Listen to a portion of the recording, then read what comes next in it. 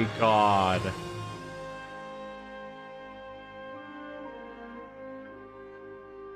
What?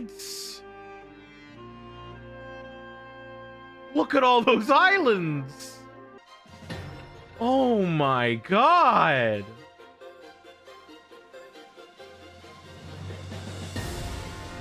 Legend of Zelda, Tears of the Kingdom, baby! And so the time has finally come. After years of waiting, delay after delay, waiting for a game that seems like it has been in development for 1,000 years. The Legend of Zelda, Tears of the Kingdom is finally here. We're all hyped to play it. So many people are hyped to play it. Even I went to a midnight launch just so I can get the game as soon as possible. I just remember seeing this huge crowd of people just waiting to get their hands on Zelda, and played as much as I could of it on stream that entire weekend. I didn't want to stop. I almost didn't make this video because I wanted to keep playing the game. There's so much I want to say about it, so much I want to make a video about, but I don't want to do it because I want to ditch all these pesky responsibilities and keep playing Tears of the Kingdom.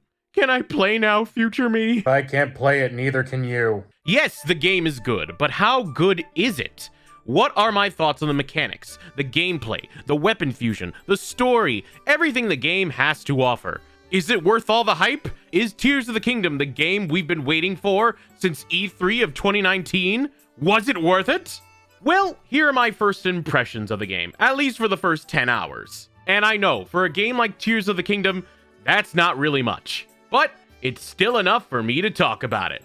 I won't be talking about major spoiler stuff because I haven't gotten that far yet, but I will talk about some things that happened in the beginning of the story, along with gameplay mechanics, certain locations, and other things you may not know about if you haven't started the game yet. So, viewer discretion is advised. Also, if you haven't played the game yet, what the heck are you doing? Go play the game! Play the game. You start the game in the creepy tunnels under Hyrule Castle, as you and Zelda find this robotic hand over this mummified figure with this creepy substance all over the place. Before you know it, the arm loses power, the mummy reanimates, and the substance eventually called Gloom destroys your Master Sword. Yep, the ultimate blade against all evil, gone. Also your arm, it took a bit of a beating too. You wake up in a temple in the sky with a new arm. I love getting one of those. You spend the first part of the game on these sky islands exploring and learning new abilities.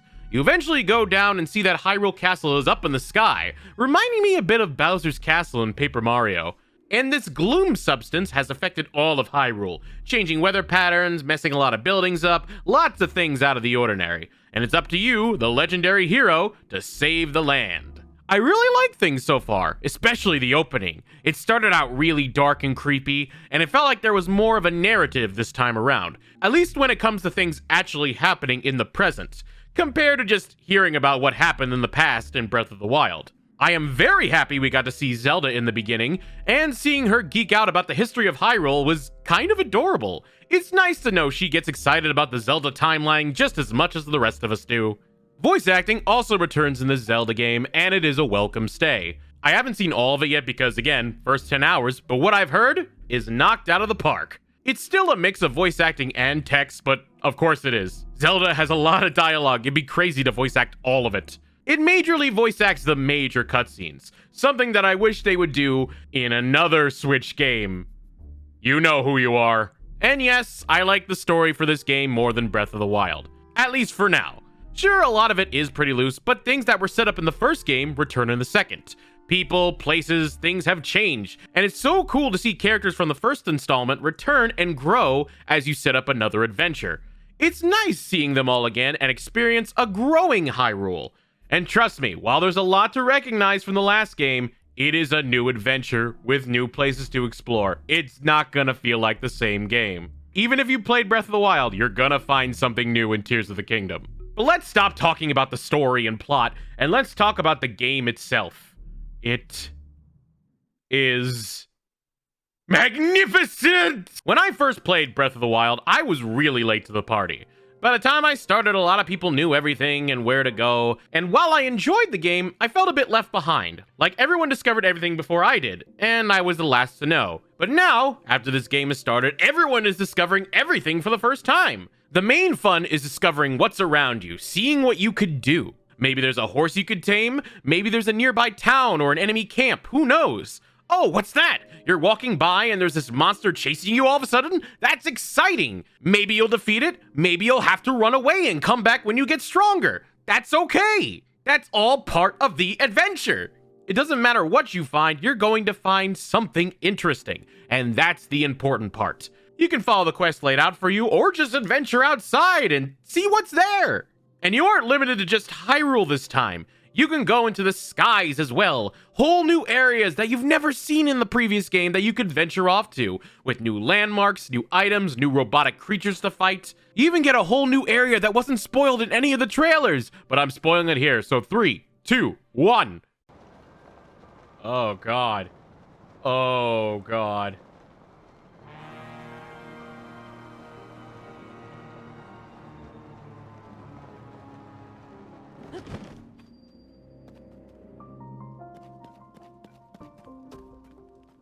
You go to the depths, these creepy areas where you have to light the way to progress, all while avoiding gloom-covered ground, which can destroy your hearts very easily. And I don't mean injure you and you heal instantly after eating some meat. I mean your heart is unrecoverable until you get to a specific safe area. It's scary! It really adds tension to this area.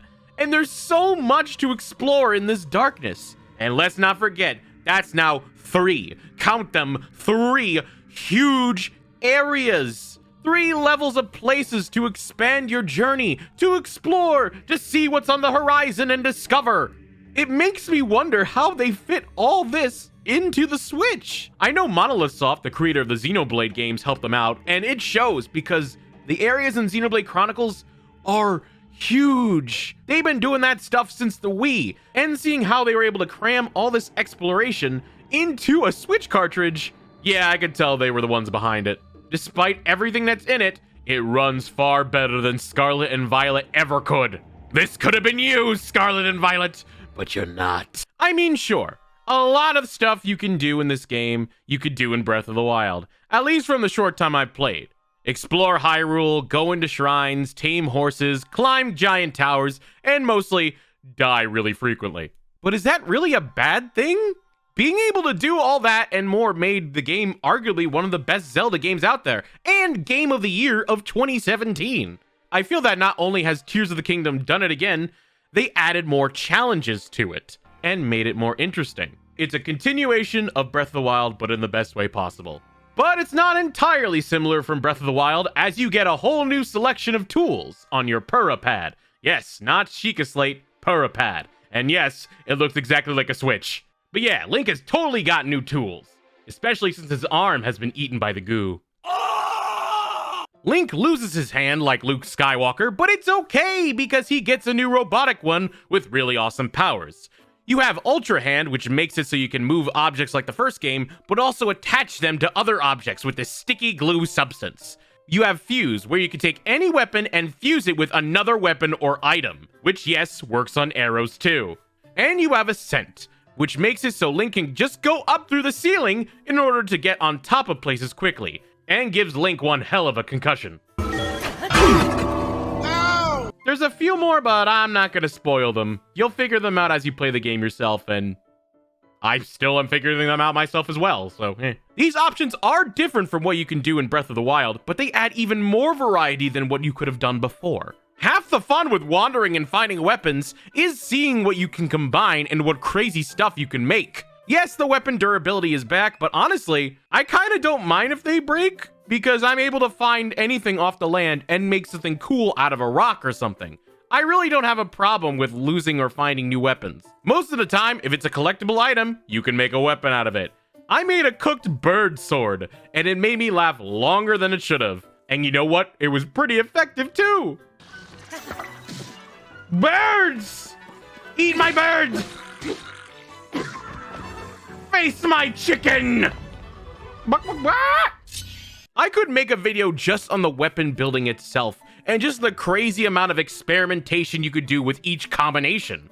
Not to mention the fact you can fuse them with arrows as well, which can make certain weapons and items projectiles from a distance. Chef's kiss. I just find myself looking for items being like, can I combine this? Or maybe I can combine this with that. Or maybe I can make a weapon out of this and that and this. The endless possibilities. And while I haven't made too much bridges and vehicles with the Ultra Hand just yet, it still adds to the variety of different ways to solve a puzzle or get to where we need to go. I've been avoiding social media because of spoilers, but I cannot wait to see the crazy vehicles, the ways people get through certain obstacles, and what people have been attaching things to. On a side note, there are Koroks in this game, and yes, you can collect Korok seeds, but you can also attach Koroks to different objects with the Ultra Hand, and it is hilarious. Wait, can I attach them?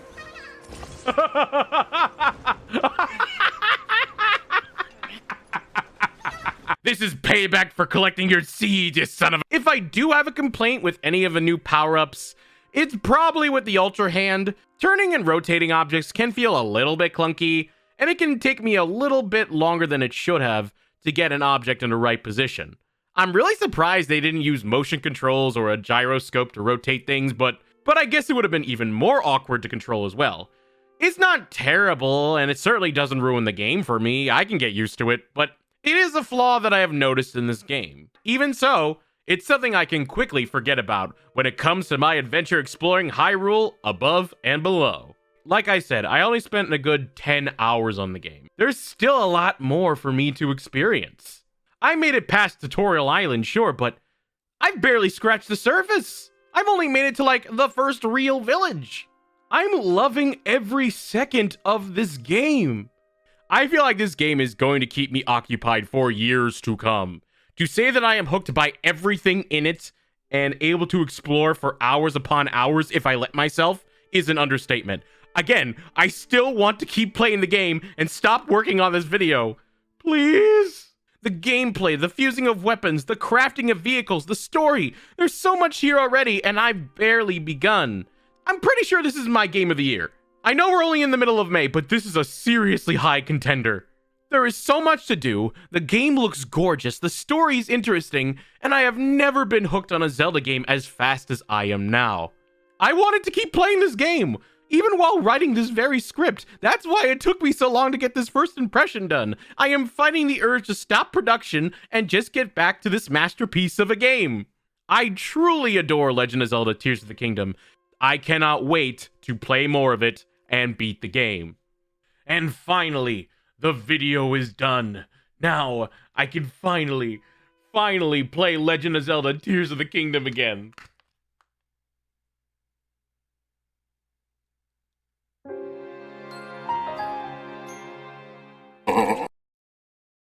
Hey everybody, I'm Random Bystander here. Thank you so much for watching all the way to the end of the video. If you like Tears of the Kingdom, I am going to be streaming more of it on Twitch, so feel free to follow me on twitch.tv/randombystander here. Also, if you're excited for Tears of the Kingdom, leave a comment, and be sure to hit the like button, and stay tuned for more videos. Thanks for watching, and I'll see you again next time.